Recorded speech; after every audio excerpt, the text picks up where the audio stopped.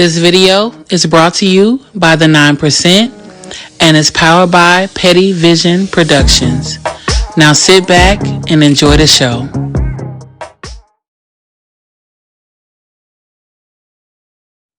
Your ego, your ego, your ego. We're gonna talk about the ego. What is it? Uh, how do we break it down? This is one of them words that we use on a consistent basis, and I think a lot of times we use it out of context, or we don't put enough emphasis on a portion of the ego we're actually talking about. And for this explanation, I'm gonna use Sigmund Freud analysis on what the ego is. Realist brother, what up? Appreciate you, bro. Appreciate you. I'm gonna use Sigmund Freud, and if you don't know who Sigmund Freud is he's like the godfather of consciousness, like godfather of psychology. Well, not I ain't gonna say psychology, say behavior. You know, and he broke down what consciousness is, and he used the ego to do so. So we're gonna talk about that, and using his model. Um, I don't get all of it on here. I'm gonna do a part two to this anyway, because I'm gonna equate what Sigmund Freud considered consciousness. I'm gonna show you how the ancestors and even some of the religious texts associated it to the soul. So I'm gonna link those two. Jay. So yeah, I'm gonna do probably part two and part three. In this part, I am gonna talk about three parts of the ego, right? So Sigmund Freud used a glacier to explain what the ego is, right? Or consciousness. I'm sorry, consciousness. And on top of the water where you can see the iceberg at, actually, let me just pull it up. Yeah, I can pull that up. But I'm explaining what I'm doing. So on top uh, where you can see it, right? You can see the iceberg. That's consciousness. That's what everyone can see. That's what we're aware of. And right under that, he had a tier called the subconscious, right? That's what is under the water. We don't know what it is. Not we don't know what it is, but we don't see it. That's not what we see as we travel. We don't see the subconscious. But actively, when people interact with one another, or people just act in general, actions show consciousness, like shows what you're expressing yourself through action. So that's what's considered consciousness that you can see, right? So the subconscious is what we can't see, like people's thoughts, why people think like that, right? And then the bottom level is the unconscious. That's like the ground, the floor, like the sea floor. That's where the iceberg root from is the unconscious. That's the part of us that regulates our body. We don't think about breathing, but our body breathes. I apologize. I'm sitting up here talking and not even pulling this up. Uh, I just want to show the iceberg model. The unconscious portion is, what regulates our breaths, regulates like our primal instincts, right? Riots that gang TV. What up, though? Appreciate you. That part is what regulates our primal instincts, like our desires, our instinct to live. They say flight or fight. That's the part that unconscious is the part of us that reacts without us knowing it. So you can see right here, the conscious, the pre-conscious, they call it subconscious, and the unconscious. You know, perception and thoughts for the consciousness. This is not even a good model.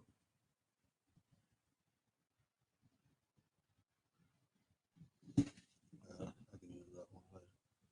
But so again, the Trinity is always things come in three, right? Things always coming in three. We live in a third dimension, though. So anything that we learn for some reason, we use three. That's the basic building block of retaining information for some reason. Is uh, concessions of three. I know why, but so just remember that everything is in threes, is in tiers. But so the first part we're gonna talk about, the first part of the ego, is called the ID, right? So the ego is broken into three different parts, and this is important because you, if you understand this, you can recognize and be aware sometimes of why you do stuff, and sometimes of why other people do stuff. And if you do it, now you equipped with the information and knowledge to change it, make it better, modify it, do whatever you need to do with it. But if you can see it in other people, then you can realize like, hey, I can deal with this person or not. You know, that's why I think it's important to understand. Even like when we say ego, it's three parts of your ego, and I'm gonna associate. I'm gonna show you. So even the first part. So according to Freud's psychoanalysis theory, the idea is the primal and instinctive part of the mind that contains sexual and aggressive drives and hidden memories. So when we talk about the ID, it's the instinctual desire. So like I said, that fight or flight, that instinct to live, to eat. You ever watch animals? Like look at you got a dog, right? What do dogs do? They sniff and eat all day. If you watch animals, this they highly function off of it. It's just survival. The body, the vessel does what it has to do to survive. And that's why we are territorial. Like if we have something and somebody try to take it, it's ours. We need this. That's why we get aggressive. That's why we get angry. So this is the part of us, the lower self, and I'm gonna break it down in a different live. But Freud believed that this part of us, um,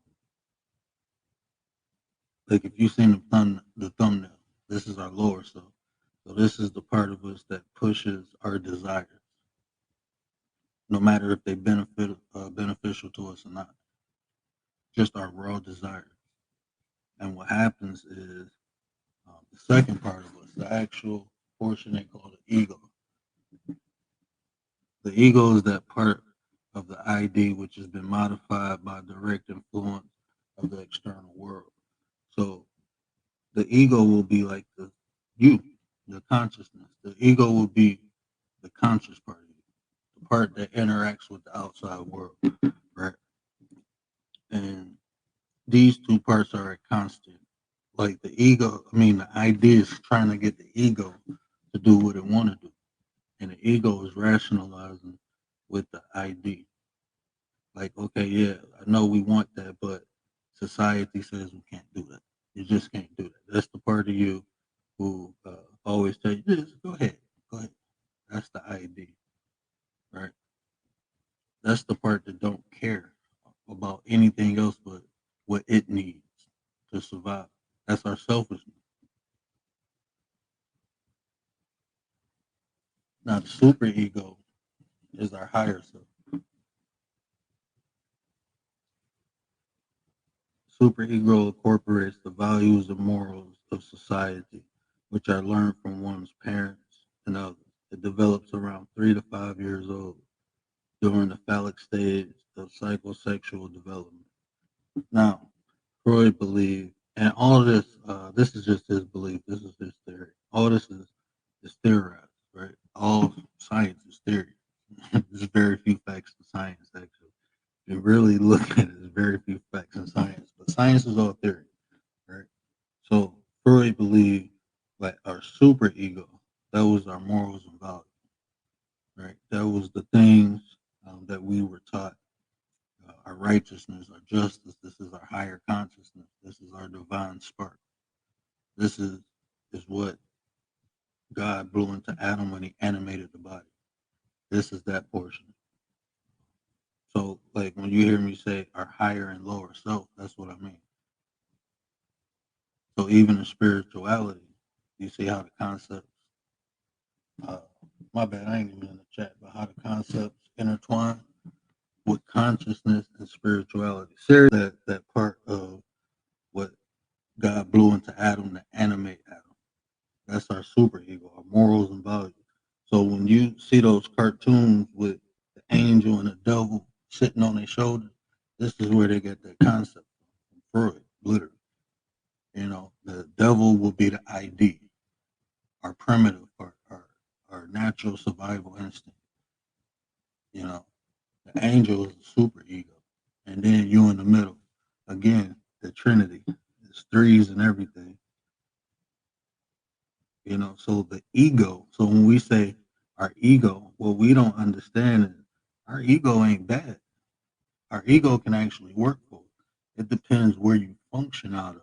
Most people, because I said primal, if you're not aware and if you don't have, if you can't keep your own desires in check, your own wants and needs in check, you will function out the ID and the ego will take a back seat.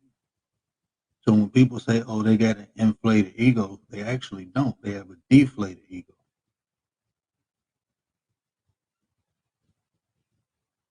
When they say they got an inflated ego, that's when people are, because too much of anything can be bad.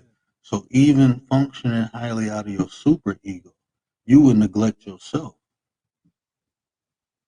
You will put others before you and neglect yourself. And that's abuse too. That's why there's a balance. That middle part, the ego is supposed to balance. It's supposed to feed both of them. Okay, look, I know we got desires, but I'm gonna keep you in check and I'm gonna feed you. I know you got desires too, but I'm gonna feed you and keep you in check. And I'm in charge. Conscious. Like when we were looking at the iceberg, you got three levels of consciousness. You have conscious, you have subconscious, and you have unconscious. The conscious is supposed to balance out the two. The ego plays referee between the superego and the ID, unless one of them is running rampant. And like I said, a lot of people function highly out of the ID. A lot of people function highly out of the ID. But when we look at the ancestors, right? When we look at comedic science, like I said, consciousness, in my opinion, this is just my opinion, but consciousness is a modern day word for soul. You know, that's just, I mean, if you look at even science today, what are they explaining? What can't be seen when they're talking about consciousness?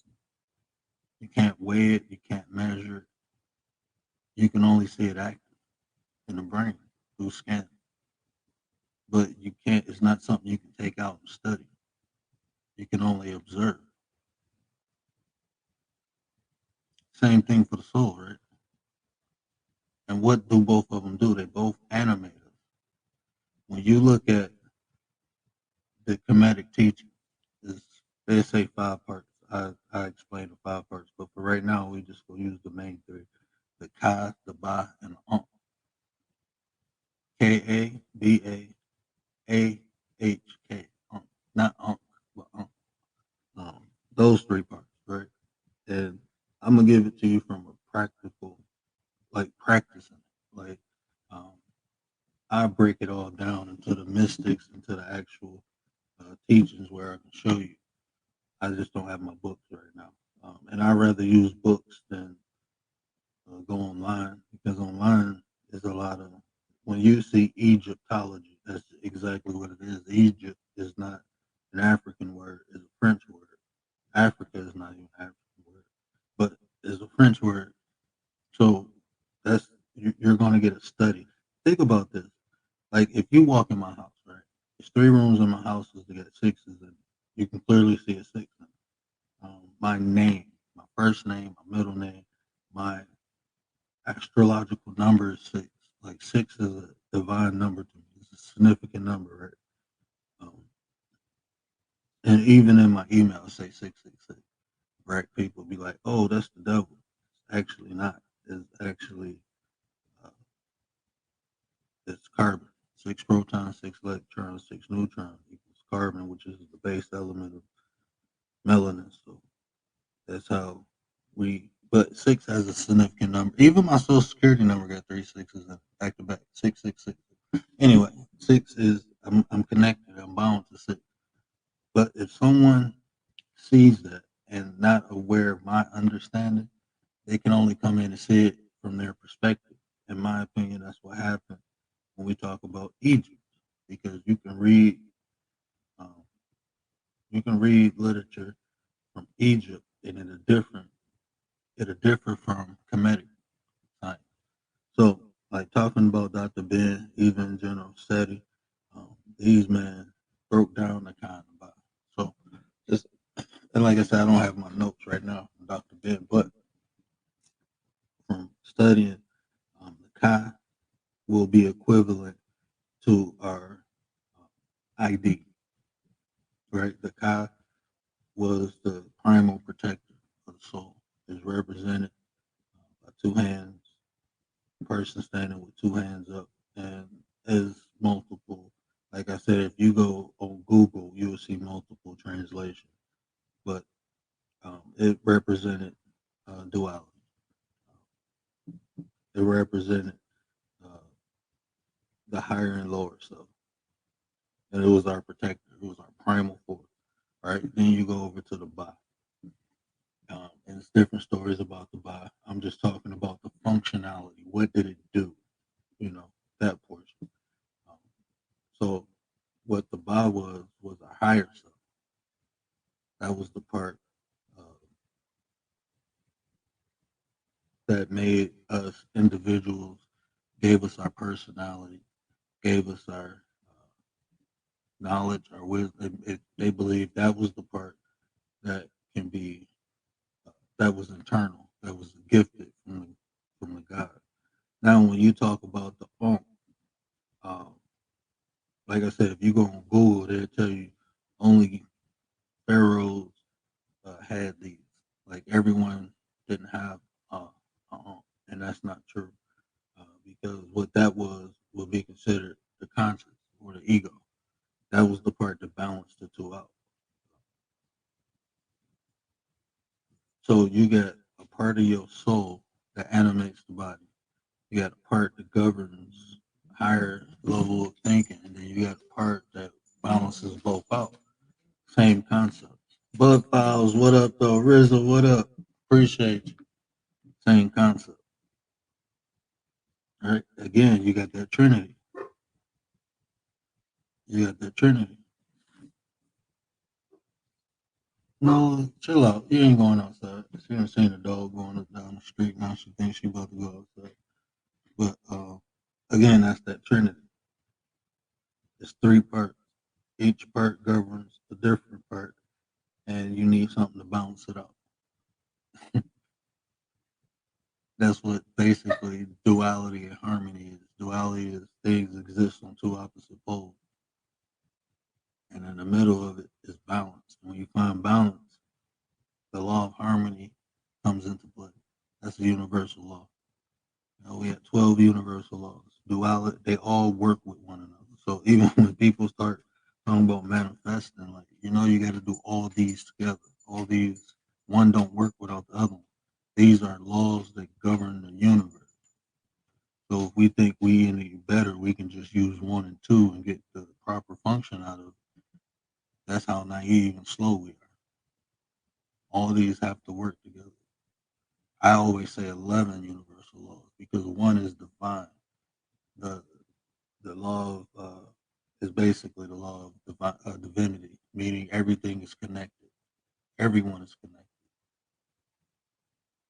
It's 12 principles. That's the first one, the law of divine. But even talking about karma, if you think karma is a part of this, karma is conscious.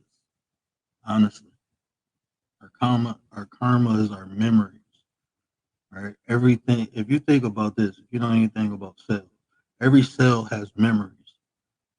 That's how it knows what to take and what to put out. Every cell has its own individual. Everything has memory within it. Every living organism has memory. That's how it knows what to do. If you put a seed in the ground, depending on what kind of seed it is, it grows. Oh, you say DNA. DNA is memory. Think about what I'm saying. DNA is memory.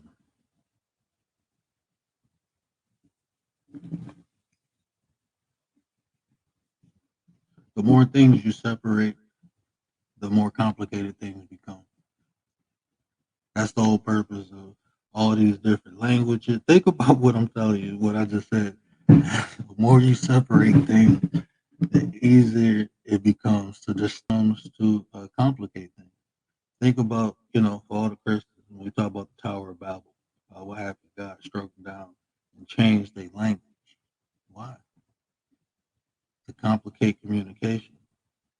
But your ego is not something bad. It's just something that you have to understand and control. You are in control. You have to know that. If not, one of these, either the super ego or the ID go take control. Something go take control. Depends where you function out of. But it's your choice. You are the ego, your consciousness, your awareness, you being in the moment. That's why all these self-help books always tell you to be in the moment so you can gain control over these two crazy motherfuckers. That's the whole purpose of being in the moment. I should be getting paid for this live. Hold on, man. All these self-help books, they tell you to be, they give you the framework. This is the methodology right here of how and why to do it. Make peace. That's why you hear me say, "Oh, I'm at peace with my ego. I'm cool with my ego, with my higher and lower self." You know, heard me say, "I've lived in the darkness to understand how to enjoy the light." This is all what I was talking about. I embrace both sides. Your darkness, your past, that's primal instinct. Everyone has that. Some people got control over it. Some people, it has control over them. That's just the reality. There's no point to judge it if I know it. That's what's happening. So one or two things gonna happen. Either you go control your ego or your ego control you. And it's not even your ego. It's your ID. It's your super ego. Because like I said, too much of anything can be bad. Even your super ego. You will neglect yourself. Sugar love, what up, sis? Appreciate you. If you functioning highly out of your super ego, you will neglect yourself for other people. So either one of these, too much of it is not good. But like I said, that illustration where they show the angel and the devil sitting on the shoulder, that person in the middle determines which one they give in to. You'll hear me say everyone has good and bad in them. Miss Queen, what up though? And that's true. Everyone has the potential. Because if you function out your lower self, your ID, all you be driven by is primal survival instinct. And when that happens, when we say, oh, that person is functioning out the reptilian part of their brain, this is what they're talking about. You're functioning out. That's what Freud equated to, or equated to your primal instinct is your ID, your instinctive desires. And that's you surviving. You watch an animal. You take a dog and you don't feed a dog. What is it going to do? It's going to go out and eat. It's going to do whatever it got to do to eat. Dogs, every animal is territorial. Why? Because they're in survival mode. They live their life surviving. They don't have conscious thoughts.